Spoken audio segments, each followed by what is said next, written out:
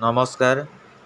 मु ज्ञानेन्द्रनाथ आचार्य रंभादेवीपुर जगतसिंहपुर आज आपण मानक शुणाऊँच एक कविता जार शीर्षक एक नई दुई धार।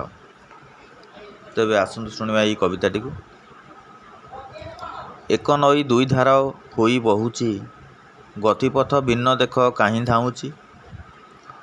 एक धार छुई जाए पुष्प उद्यान आन धार चुमी जाए दूषित स्थान। एक धार जल पुणी स्वच्छ निर्मल आन धार जल देख केते आबिल। एक धार जले हुए स्नान तर्पण आन धार वर्ज्यवस्तु करे भक्षण। एक धार जल कला कि तपकर्म आन धार जल कला कि अपकर्म। दोष नुहे जल धार देखुचे जहा दोष पथधारी जे देइची राहा। जीवन रास्तारे सेपरी दुईटी पथ गोटिए पुण्य अन्यटी पाप पथ।